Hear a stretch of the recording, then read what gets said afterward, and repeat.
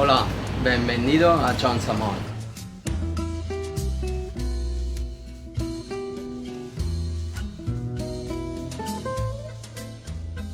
Wow！就係去到09年，我就入咗去西班牙領事館度做咗2年幾，咁就開始對西班牙火腿同埋食品有興趣啦。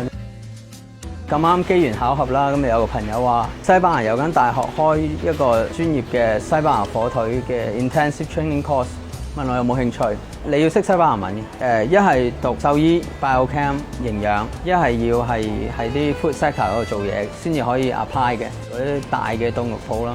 咁佢哋就去揾一個品牌代理咗之後就批發翻俾啲西餐啊或者高級嘅酒店啊，但係佢哋就相對嚟講佢冇咁專業嘅，佢哋因為冇咁嘅專業知識去分析究竟邊個火腿廠嘅 supplier 講嘅嘢先至真，或者佢講啲咩你信得過咧？咁啊，其實佢哋冇咁嘅專業知識去分析嘅。Jonathan 最初主力做網上銷售，今年4月喺元朗開地鋪賣手切火腿。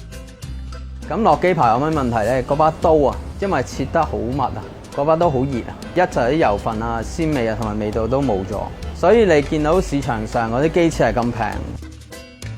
西班牙火腿最主要嚟自4個產區，分100% 純種同埋混種豬，都有按唔同月份去分。而 Jonathan 嘅鋪頭就唔止係賣一款，唔同區、唔同種類嘅豬佢都有賣。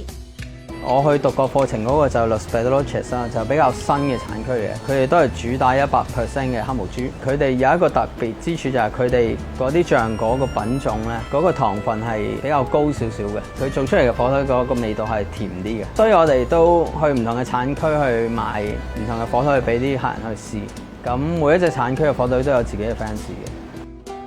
我嗰日切緊嗰1隻或者2隻可以試。如果你冇得試嘅話，你又點有信心去買？影相快者勝，蘋果攞到全港唯一世界盃官方攝影證，唔夠快點交差？俄羅斯見。